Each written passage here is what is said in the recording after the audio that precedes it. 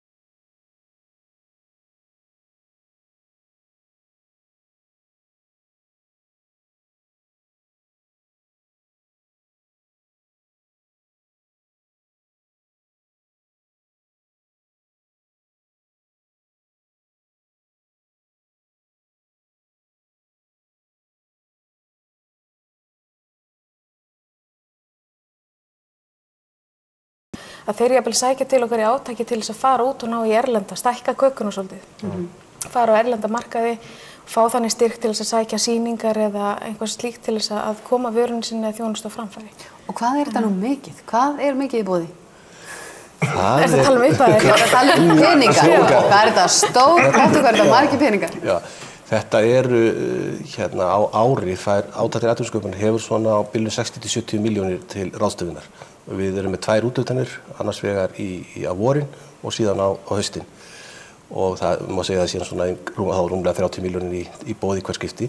Styrkupphæðir eru breytilegar eftir verkefnum. Þetta eru kannski algengar styrkir svona frá kannski lægstu 500.000 og síðan, það er ekkert hámark en algengi styrkir kannski upp í 2 milljónir, 2,5 milljón. Og við erum að fá kannski allt undir 300 umsóknir fyrir þessar upphæðir og síðast minn með við höfum úthlutað 42 verkefnum, ákveðnum styrkupphæðum. Sem eru þá mismunandi eftir hvað bara fólk er að sækja líka. Það eru auðvitað mismunandi hvað fólk er að sækja fyrir og hvað þau fá þá mikið í því. Og við styrkjum auðvitað bara helming af því sem verkefnið er áætlað að það kosti. Þannig að mótframlag þarf að vera til staðar innan fyrirtækja eða hjá viðkomandi umsækjanda og það getur verið í vinnuframlag. Þannig að það þarf ekki verið beinhörðum peningum á móti. Þannig að það má vera eitthvað blandað að það eru annarri fjárfestingu eða fjármögnun. Er ráðgjöf og meira inn í þessu? Hversu lengi fylgið þið aðalögum sem að? Það er einmitt, þetta er ekki bara peningar. Og við leggjum mikla áherslu á því að veita aðstoð og ráðgjöf handleiðslu meðan á verkefninu stendur. Þannig að þeir aðilar sem fá styrk og stuðning frá okkur, þeir fá líka ráðgjöf og handleiðslu á meðan á verkefninu stendur. Þannig að við erum að leiðbeina þeim eins og við getum til þess að þeir séu þá ekki að stoppa á einhverjum hindrunum sem við getum auðveldlega hjálpað þeim yfir. Og sum fyrirtæki þau fylgja okkur og eru að koma til okkar alveg frá því að verkefninu var hugmynd og ég byrja óljós hugmynd þar til þeir eru konið með rekstur. Það hlýtur að vera gefandi að vera að starfa í þessu umhverfi þegar þau sjáu verkefni rætast. Já, vissilega. Þetta er mjög skemmtilegt. Getur verið mjög einmitt gefandi eins og þú segir og gaman að maður getur átt einhvern hlut í því að sjá og bara sjá hlutina verða að veruleika. Gaman þegar kemur ein lítil hugmynd inn og hún fær stuðning og þetta skiptir líka máli fyrir þá sem fá stuðning. Þetta er svona ákveðin viðurkenning fyrir þá að það sé eitthvað vit í þessu, svona eins og þeir segja oft sko. Og svo verður þetta áfram þó að við komum kannski bara rétt í upphafi að þessu og þá er gaman að sjá hvernig þetta endar síðan og verður. Þannig að það er til dæmis auðvelt fyrir ykkur hjá sjóðnum að benda á hversu mikils virði sjóðurinn er fyrir fyrirtæki sem eru náttúrulega að verða eitthvað og eru orðin eitthvað. Já, klárlega. Og atvinnulífi í landinu náttúrulega. Og þetta er náttúrulega atvinnulífi í landinu eins og þessir sprotar, þessar hugmyndir sem við erum að styðja, þau verða kannski burðarásar í atvinnulífinu eftir 10–15 ár. Því að jafnvel stóru og öflugustu fyrirtækin í dag, þau voru bara sprotar fyrir ekkert svo löngu síðan þegar það gáð. Svo náttúrulega skoða líka atvinnusköpunin sem verður, því þetta heitir átak til atvinnusköpunar. Þannig að það er líka verið að skoða hvaða störf getur þetta gefið af sér, hverjir eru möguleikar á svona hugmynd, hvernig getur hún vaxið og þannig að fólk þarf að velta því fyrir sér líka í umsóknarferlinu. Hvernig getur þetta haft áhrif? Svo að maður komið hinn að hliðina, hvað ætli séu mörg prósent sem verða eitthvað? Það er náttúrulega breytilegt og frá tímabili til tímabils og við sjáum þetta svona mismunandi eftir árun, hvernig hugmyndir koma inn. Það er oft talað um það séu kannski, ef við mögum vera góð, verður 5–10% sem verða að fyrirtækjum. Og okkar svona kannanir sýna og við gerum reglulega mælingar frá félagsvísindastofnun til þess að mæla með okkur og kanna árangurinn og það kemur mjög vel út. Og þeir sem eru að fá styrk, þeir eru mjög ánægðir með hann og telja að þetta skiptir máli. En ef þeir eru með hugmynd núti, endilega sækjum í þennan sjóð. Minna á heimasíðuna nmi.is ef að fólk vil kynna sig eitthvað nánar og svo bara taka upp símann eða mæti í heimsókn. Það ekki? Jú, bara endilega. Svo erum við að fara af stað með brautagengi, ég verð að fá að koma því af. Já. Það er svona stuðningsverkefni sem Nýsköpunarmiðstöð er með og við erum að fara af stað núna með hóp kvenna í næstu viku. Það er umsóknarfrestur rennur út í dag og þetta er fyrir konur sem vilja fara af stað með viðskiptum og hrindinni í framkvæmd. Dásamlegt, takk fyrir komuna og við höldum áfram í föstudagsþættinum eftir augnablik.